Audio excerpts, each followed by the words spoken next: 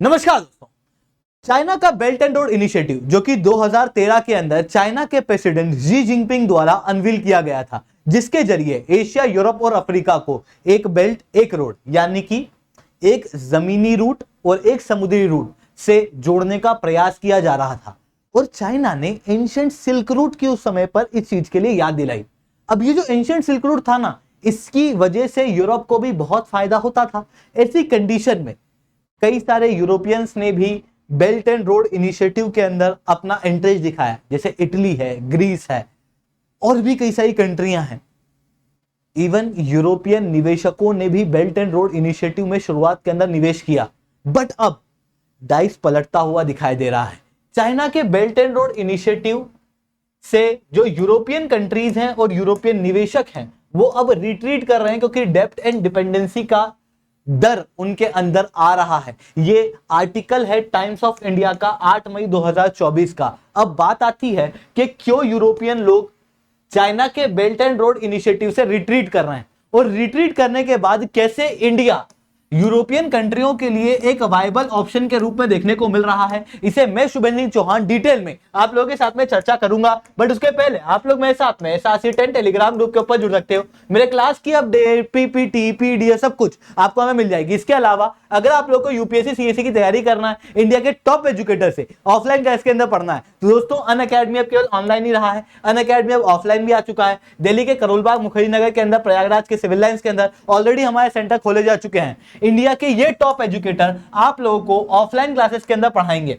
आप बिल्कुल से हमारे साथ में जुड़ सकते हो। और ये इंडिया के वो एजुकेटर हैं जिन्होंने कई सारे टॉपर्स दिए हैं। ये टॉपर की लिस्ट दर्शाती है कि किस क्वालिटी का कोर्स आपको दिया जा रहा है। और आप ध्यान से देखना, ये हमारे लर्नर्स हैं, मतलब ये टेस्ट सीरीज के बच्चे नहीं हैं, मतलब ये इंटरव्यू गाइडेंस प्रोग्राम के केवल बच्चे नहीं हैं। यहां पर आप क्लियरली देख सकते हो कि ये क्लासरूम प्रोग्राम के बच्चे जो हैं वो देखने को मिल रहे हैं। तो आप भी हमारे साथ में हमारे सेशंस के अंदर जुड़ सकते हो। चलिए दोस्तों, समझने का प्रयास करते हैं कैसे यूरोप अपने आप को बेल्ट एंड रोड इनिशिएटिव से रिट्रीट कर रहा है, क्यों कर रहा है, और कैसे इंडिया एक वायबल ऑप्शन के रूप में दिखाई दे रहा है अब यूरोपियन कंट्रीज को। सबसे पहले शुरुआत करते हैं एक एग्जांपल से। Let us take the example of Greece. Greece के अंदर एक पीरिस पोर्ट है जो यहां पर देखने को मिलता है एजियन सी के अंदर। अब ये जो ग्रीस के अंदर पीरिस पोर्ट है, इस पीरिस पोर्ट को बेल्ट एंड रोड इनिशिएटिव के तहत चाइना ने डेवलप किया था, जिसके बाद इस पोर्ट के अंदर जो कंटेनर वॉल्यूम है वो 5 गुना बढ़ चुका है। मतलब अब जहां ज्यादा आ रहे हैं, जिसके कारण से ऑब्वियसली पैसा जो है वो ज्यादा बन रहा है। पर चाइना ने यहां पर जब बेल्ट एंड रोड इनिशिएटिव किया था तो उस समय पे कमिट किया था $300 मिलियन का। और उस $300 मिलियन के तहत इस एरिया के अंदर cruise ship facility, construction of new passenger terminal, hotels, development of warehouse, modernisation of vehicle, import terminal, ये सारी चीजों के ऊपर बात की थी। और इनमें से कुछ भी नहीं हुआ। और ये जो कंटेनर का वॉल्यूम बढ़ा है, बेसिकली वो चाइना के इन्वेस्टमेंट के कारण नहीं, बल्कि यहां पर जियोपॉलिटी में शिफ्ट होने के कारण और इस पेरिस पोर्ट के लोकेशन के कारण। क्योंकि ये जो पोर्ट है ये मिडिल ईस्ट से यूरोप को जोड़ता है। ऐसी कंडीशन में अपने आप यहां पर कंटेनर का वॉल्यूम बढ़ना था और वो बढ़ा। बट चाइना के इन्वेस्टमेंट से ग्रीस को यहां पर कोई बहुत ज्यादा बेनिफिट हुआ नहीं।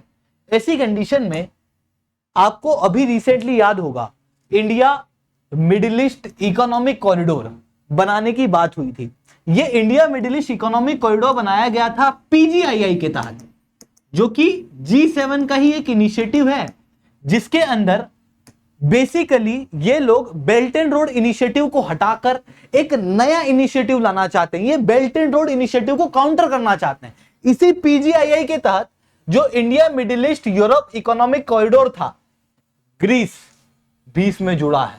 और इसने किस पोर्ट को डेवलप करने की बात की है, यहां पर आप देख सकते हो। और बेसिकली ये जो पूरा कॉरिडोर बना है, ये बना क्यों है? ताकि इंडिया और यूरोप का व्यापार जो है वो बढ़ सके। ये जो रेड सी है इसे अवॉइड किया जा सके, ये जो सुएज कैनाल वाला रूट है इसे अवॉइड किया जा सके, और यहाँ यूएई, सऊदी अरेबिया, इजराइल से होते हुए डायरेक्ट सामान यूरोप के अंदर पहुंच सके। तो भारत से यहाँ पर एक इंपॉर्टेंट चीज देखने को मिली है। और यहाँ पर जब चाइना को हटाया गया तो डिपेंडेंसी किस पे आई? भारत के ऊपर। वहीं एक और केस दिखाता हूं आपको, इटली का। इटली ने चाइना के बेल्ट एंड रोड इनिशिएटिव को ज्वाइन किया था। अच्छा, इसमें इतनी क्या बड़ी बात है? इटली ने किया था, अरे तो इसमें क्या बड़ी बात?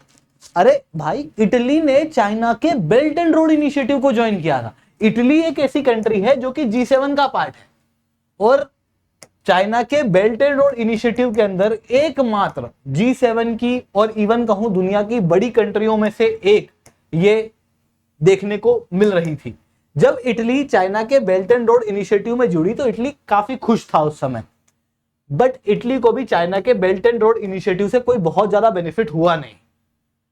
चाइना के बेल्ट एंड रोड इनिशिएटिव से इटली को कई सारी प्रॉब्लम होने लग रही थी, जिसके कारण से धीरे धीरे करके इटली अपने आप को चाइना के बेल्ट एंड रोड इनिशिएटिव से बाहर कर रहा था। इवन इटली की लीडर जॉर्जिया मेलोनी ये कहती हैं कि there is no political will on my part to favour Chinese expansion into Italy और यूरोप।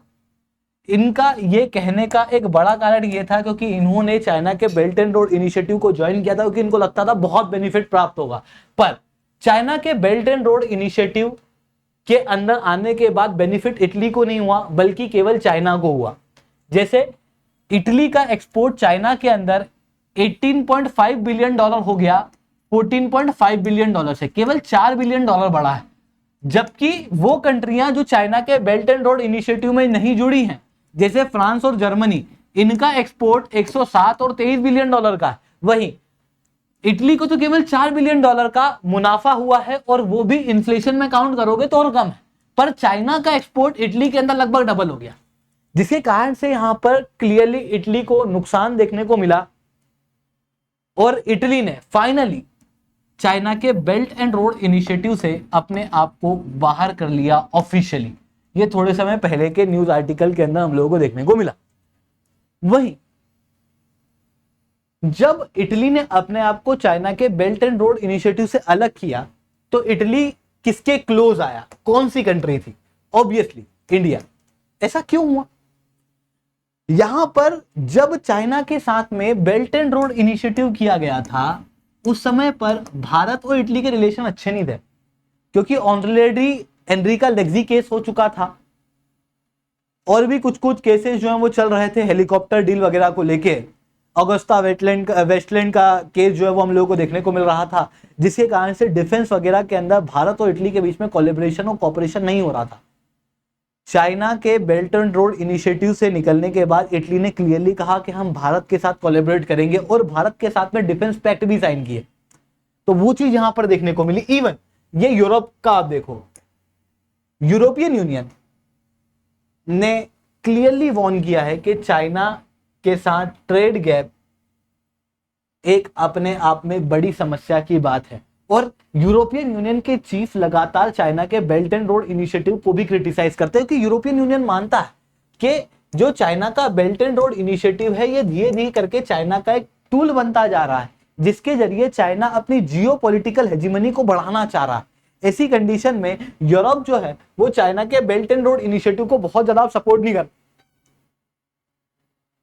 वहीं दूसरी तरफ न केवल यूरोप बल्कि एशिया में भी कई सारी कंट्रियां अब चाइना के बेल्ट एंड रोड इनिशिएटिव से बाहर हो रही हैं। ऐसा हो क्यों रहा है? पर इसके पीछे एक बहुत बड़ा कारण है। एक बड़ा कारण यह है कि चाइना का बेल्ट एंड रोड इनिशिएटिव जो था, जो 2013 में अनवील किया गया था, ये बेल्ट एंड रोड इनिशिएटिव में 71 कंट्री फॉर्मली जुड़ी हैं।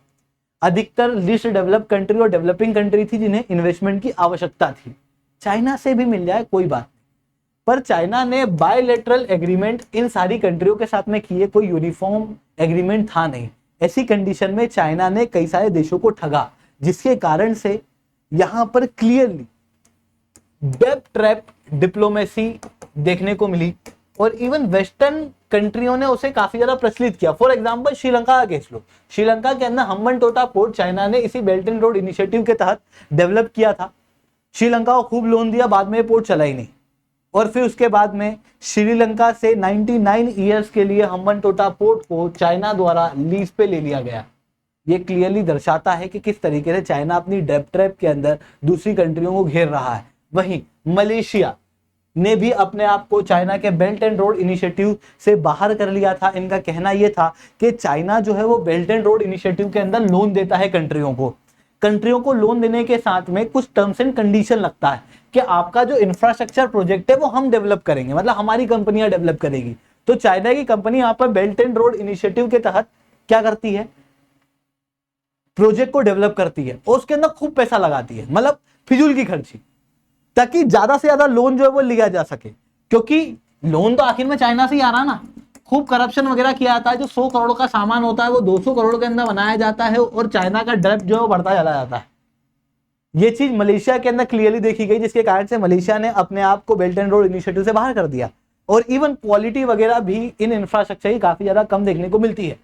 और जब दूसरे देशों के अंदर ये देखा गया, इस चीज को वेस्टर्न मीडिया ने प्रचलित किया और चारों तरफ इस तरीके का माहौल बना दिया गया, जहां पर चाइना को एक हेजिमोनिक पावर, चाइना को एक असर्टिव कंट्री, चाइना के बेल्ट एंड रोड इनिशिएटिव को एक डेब्ट ट्रैप डिप्लोमेसी के रूप में देखा जाने लगा पूरे वर्ल्ड में। जिसके बाद अभी रिसेंटली जब चाइना के president small island developing countries के पास गए, खास रूप से पैसिफिक आइलैंड कंट्रीज के पास में गए, उनके साथ में जब बेल्ट एंड रोड इनिशिएटिव की बात आई तो उन कंट्रियों ने मना कर दिया। ऐसा क्यों किया गया? क्योंकि माहौल उस तरीके का बन चुका है, जिसके कारण से धीरे धीरे करके अब चाइना का बेल्ट एंड रोड इनिशिएटिव जो है वो एक वेस्ट की तरह देखा जा रहा है। सिमिलर केस हम लोगों को नेपाल के अंदर भी देखने को मिला, जब नेपाल ने 2017-18 में बेल्ट एंड रोड इनिशिएटिव को ज्वाइन कर लिया था। उसके बाद से चाइना ने कई सारे इंफ्रास्ट्रक्चर प्रोजेक्ट के ब्लूप्रिंट नेपाल को भेजे, बट उनमें से नेपाल ने अभी तक किसी भी प्रोजेक्ट के ऊपर हामी नहीं बढ़ी है, क्योंकि ऑब्वियसली नेपाल को भी वही दुख, वही दर्द देखने को मिल रहा है जो अब दूसरी कंट्रियों के अंदर दिखाई दे रहा है। आई होप आप लोगों को ये सारी बातें समझ में आई होंगी। लेक्चर अच्छा लगा तो लाइक करना, लेक्चर बहुत अच्छा लगा तो नीचे 7 से 10 कमेंट करना। यूपीएससी सीएससी की तैयारी करना, इंडिया के टॉप एजुकेटर से ऑफलाइन क्लास के अंदर पढ़ना है तो आप अनअकैडमी के ऊपर जुड़ सकते हो। दोस्तों आज के लिए इतना ही। That's all from my side. जय हिंद, जय भारत।